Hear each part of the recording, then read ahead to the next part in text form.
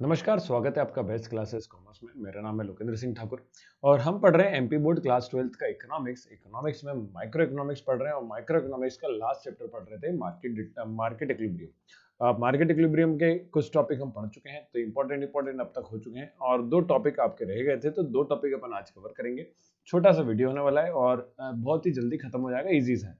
इसके बाद macro economics करेंगे, तो मैंने आपको पहले ही बोल रखा है कि नवंबर तक आपका जो है पूरा सिलेबस आराम से हो जाएगा। चलिए तो करते हैं। आपका टॉपिक जो रह गया है वो क्या है, तो हमने आज पढ़ना है wage determination in perfect competitive labour market.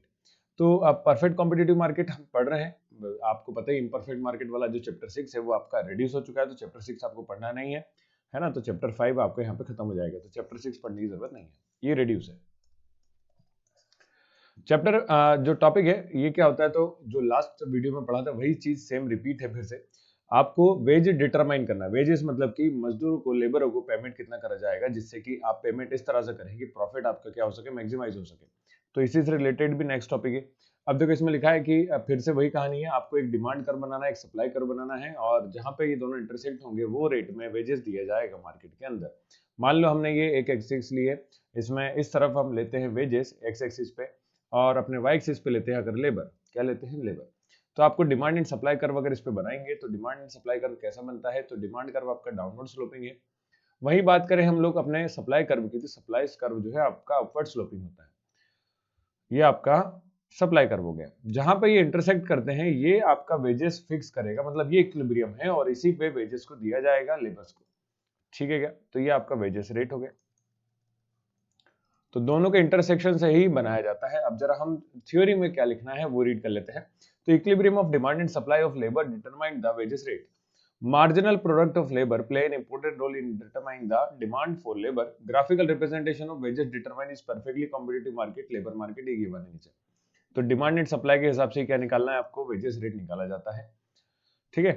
The graph indicate the ways determine in perfectly competitive market, intersection of demand and supply, intersection मतलब जहां पे कट करेगा, डिटरमाइन द वेजेस रेट, तो उसी से वेजेस रेट का पता चलता है। अब आती बात मार्जिनल रेवेन्यू प्रोडक्ट। तो मार्जिनल रेवेन्यू प्रोडक्ट क्या भाई, तो मार्जिनल रेवेन्यू क्यों निकाल रहे हैं, पहली चीज तो वो सुन लो। इसको निकाल इसलिए जा रहा है कि कंपनी जो है अपने प्रॉफिट्स को मैक्सिमाइज कर सके। तो प्रॉफिट मैक्सिमाइजेशन के लिए क्या करा जाए, तो देखो इसमें असल में ये बताता है कि कितना लेबर में रेवेन्यू में चेंज आया लेबर्स को बढ़ाने के साथ। फिर से नाम में लिखा मार्जिनल रेवेन्यू प्रोडक्ट, मतलब जैसे जैसे आप लेबर बढ़ा रहे हैं आपके रेवेन्यू में क्या चेंज आया है ये पता चलता है, किसके हिसाब से, मार्जिनल रेवेन्यू प्रोडक्ट के हिसाब से।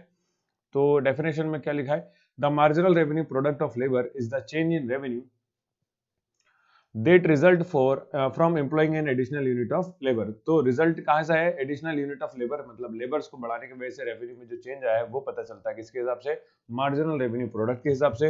Holding all other input constant, सारे इनपुट जितने भी हैं वो कांस्टेंट रहने वाले हैं। तो फिक्स और वेरिएबल इनपुट होते हैं ना, दो पढ़े थे, वही बात है। तो फिक्स इनपुट आपके चेंज नहीं होते हैं और ये वेरिएबल के हिसाब से बात हो रही है। The marginal revenue product of worker is equal to product of marginal product of the revenue.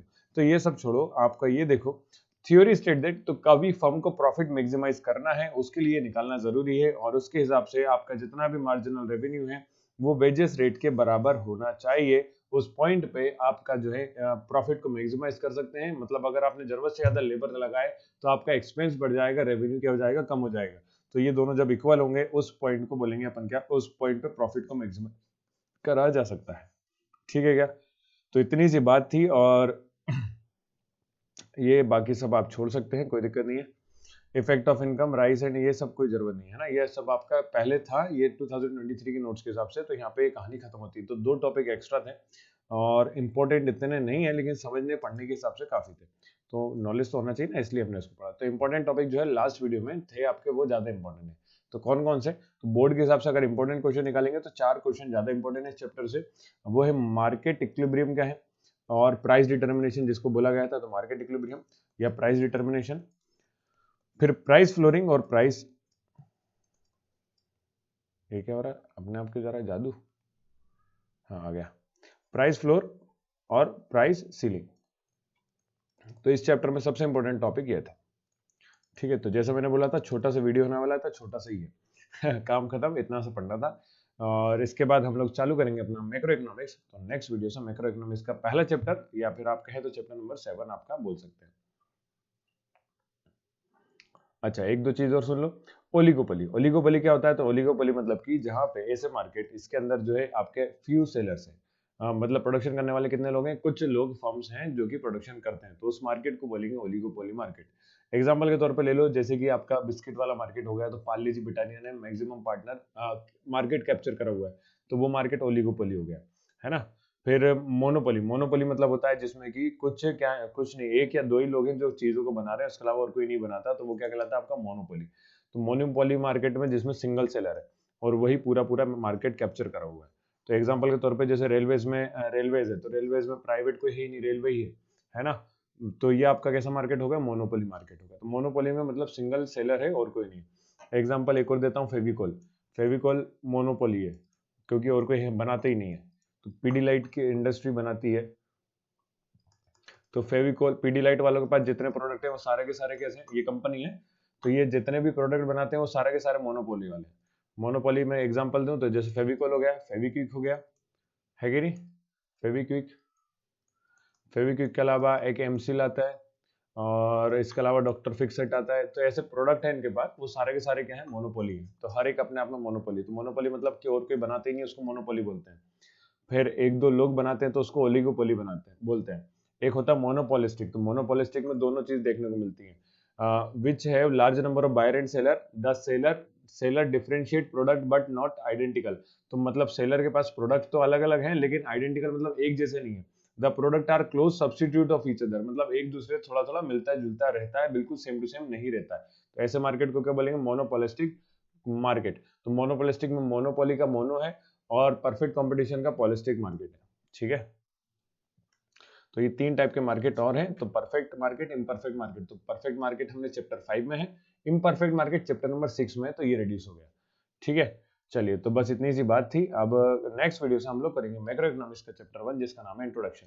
तो वीडियो अगर मैं थोड़ी भी हेल्प कर पाया हूँ तो वीडियो को लाइक करो, दोस्तों के साथ शेयर करो, और जो बच्चे ऑनलाइन कोर्स में पढ़ना चाहते हैं तो दिवाली का ऑफर अभी चल रहा है, चाहो तो आप उस पर जाकर देख सकते हैं। वहाँ कोड डालना पड़ेगा, कूपन कोड। तो वो कोड क्या रहेगा? हैप्पी दिवाली कोड है। हैप्पी दिवाली। ओके, तो ये आपका केवल 3 नवंबर तक वैलिड है, और मैं आज जो वीडियो रिकॉर्ड कर रहा हूँ ये अपना 24 अक्टूबर है। तो बस इतनी सी बात थी। बाकी टेलीग्राम चैनल ज्वाइन कर लो, व्हाट्सएप चैनल ज्वाइन कर लो, जहाँ पे सारी इन्फॉर्मेशन आपको मिलती रहेगी। तो देखने के लिए thank you, bye bye, take care.